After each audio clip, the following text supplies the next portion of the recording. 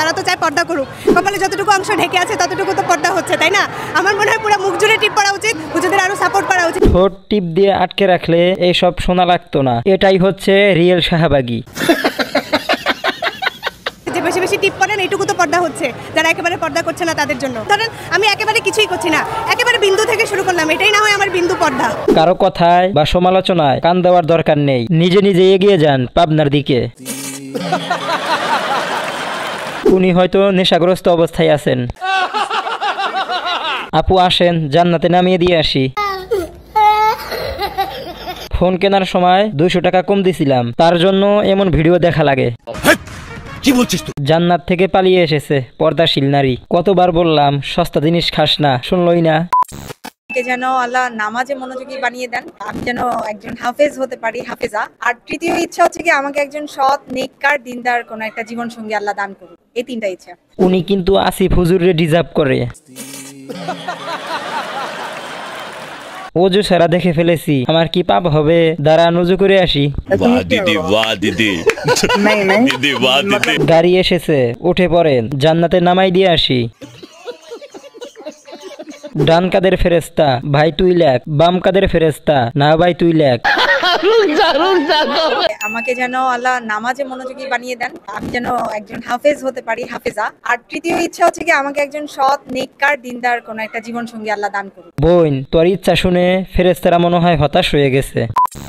ভাইয়া দিয়া হলেও রুকো যারা, আলহামদুলিল্লাহ এখন কিন্তু সে আমার শখের বেড়া। সিঙ্গেলদের বেঁচে থাকার অধিকার নাই। গরিব না হলে এখন মোবাইলটা আচার দিতাম। কি বলছিস তুই? এসব দেখার চেয়ে হালকা করে মরে যাওয়া অনেক ভালো। ভাই, এদেরকে কেউ জন্ম তারিখটা চেক করাও তো, দেখো তো এদের বয়স কত হয়েছে। উঠলো না দাড়ি, পেয়ে গেল নারী। সে আমার শখের বেড়া। শখের বেটার দাড়ি মোজ কোথায়?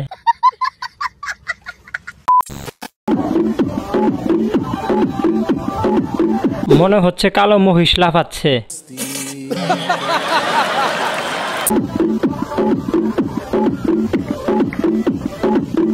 হিজলার নাচটা কেমন লাগলো? মহিলার যে বয়স হয়েছে, মহিলা এটা মানতেই চায় না। ভিজিট কত? মা মেয়ে দুইটারই লাগবো। গাইস বলেন তো, এরকম ভিডিও সামনে আসলে কি করতে মন চায়? যাই হোক, ভিডিও সম্পর্কে একটা কমেন্ট করো তো। কোনো সাধারণ মেয়ে নয়লা, এ হলো কেরণমালা, এর ক্ষমতা সাংঘাতিক। এটা কোনো সাধারণ নাচ হতে পারে না, এটা হলো অসাধারণ অমায়িক নাচ। এই ডান্সের নাম হচ্ছে মির্কি ডান্স। এর নাচ দেখে কয়েকজন ছেলে মেয়ে পাবনায় চলে গেছে। এ কোনো সাধারণ মেয়ে না, এ হলো কেরণমালা, বুঝতে পারছেন?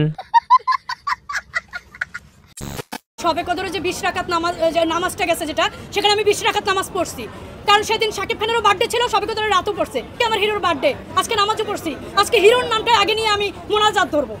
তুই পড়ছিস 20 রাকাত, 40 রাকাতের সওয়াব পাবি। এ জিল্লু, আমার জুতাটা কই রে? আমি শাকিব খানের নামটা, শাকিব খানের এইটুকু চাইছে যে আমার হিরোটাকে সুস্থ রাখো। শাকিব খানের জান্নাতি হুরপুরি। শাকিব খান, আপনি কোথায়? ওনাকে একটা ছেলে দিয়ে যান তো। একেবারে জান্নাতের টিকিট কনফার্ম। সবে কদরে যে 20 রাকাত নামাজটা গেছে, যেটা সেখানে আমি 20 রাকাত নামাজ পড়ছি। বিকেল বেলায় তোমায় নিয়ে বকুল তলায়। এই মেশিন যে ঘুরছে, এটাই তো অনেক। কোনো এক বাবার রাজকন্যা।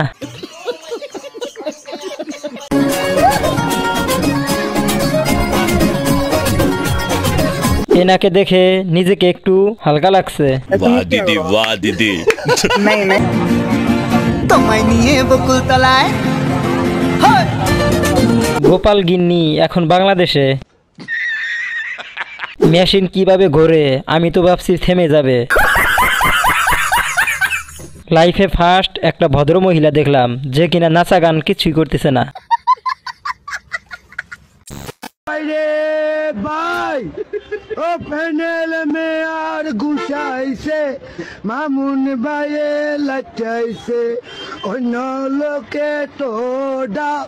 জীবনের প্রথম এত সুন্দর একটা চামচ দেখলাম। চামচটা আমার পছন্দ হয়েছে। চামচটা কোন পেজ থেকে কিনছেন? পেজটার নামটা বলেন তো, আমিও একটা অর্ডার করতে চাই।